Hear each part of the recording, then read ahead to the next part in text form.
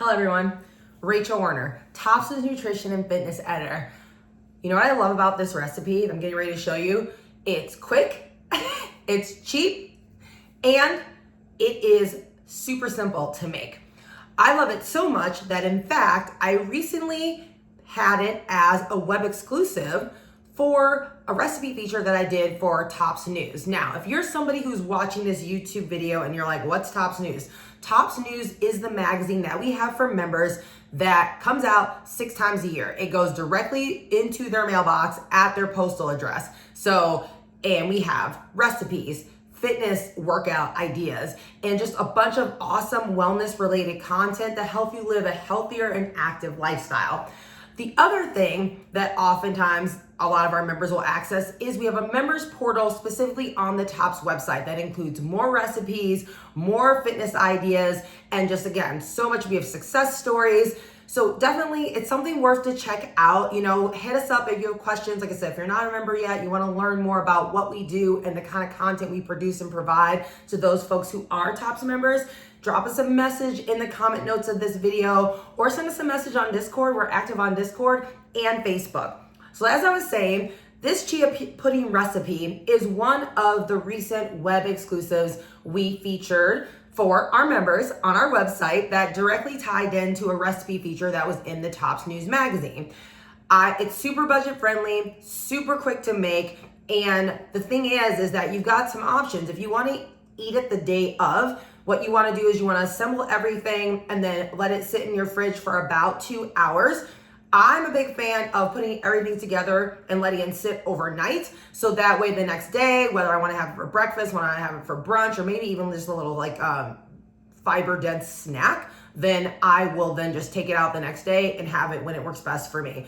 I'm not kidding with how quick this recipe is to make. So the recipe essentially calls for 3 tablespoons. If you want to make less, feel free to cut that amount in half. If you want to make more, feel free to double it or quadruple it. Just make that sure that whatever container you're going to be putting the chia seeds in with the milk choice that you're going to use is big enough, right? Because it's going to expand. Once the chia seeds go in, it expands. So just make sure, again, like if you decide to add more chia seeds that you have and more milk, that you have enough room in the container for it to expand as it sits, whether it be for a few hours or overnight. Again, also want to make sure that whatever jar you use to put this in, there's a lid to it. Sometimes I'll even put it in a Tupperware container that has a lid depending on how many servings that I'm making. So feel free to do that. Again, just making sure there's a lid. So you're going to take your tablespoons, however many you're using, and then you're going to put it in. Again, if you stick with the 3 tablespoons, you want to put it in about a cup of milk.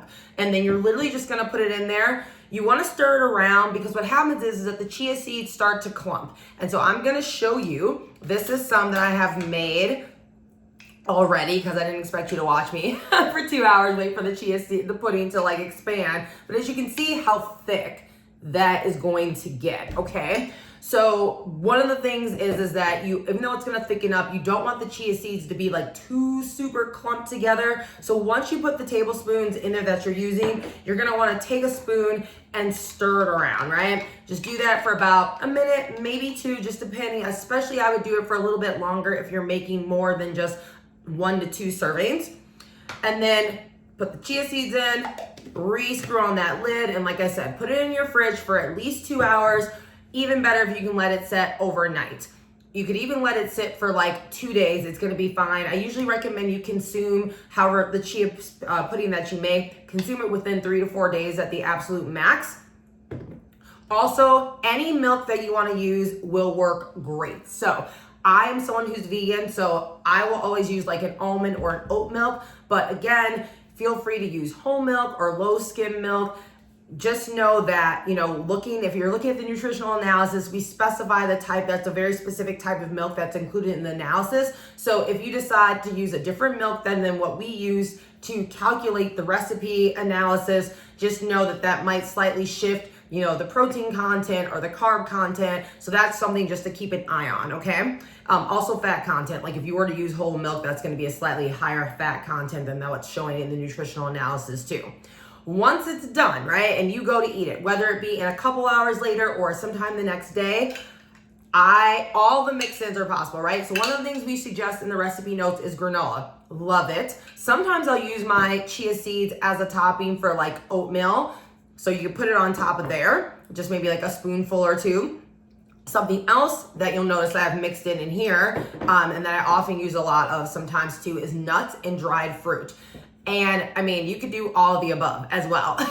I just love it because it's such a simple, like I said, again, recipe that it's very easy to diversify and mix up. So you can make one base and then have it like 3 different ways. So, you know, depending on, have it one day with granola, next day use it as a topping for oatmeal. The next day after that, maybe mix in, like I said, some nuts or some dried fruit. You really kind of choose your own adventure. So enjoy it. Let us know what you think. If you got other topping ideas, feel free to drop those in the comment notes as well. Stay tuned for our recipe of the month videos that are coming ahead this spring. We got some awesome ideas coming on our way. If there's anything you're looking for that you're like, I don't know how to make this recipe more flexitarian, or make this recipe, maybe you've suddenly decided like, oh, like I love this, but I wish it had more protein or more fiber in it. Give us some ideas. We are here. We just love coming up and being creative together in the kitchen. And again, share this video. Tell us what you like. Tell us what you want to see next. And then post about it on, or send us a note on a different social media channel if you're more active there. We look forward to seeing you in April, and send us any ideas you have in the meantime, and we'll see you soon.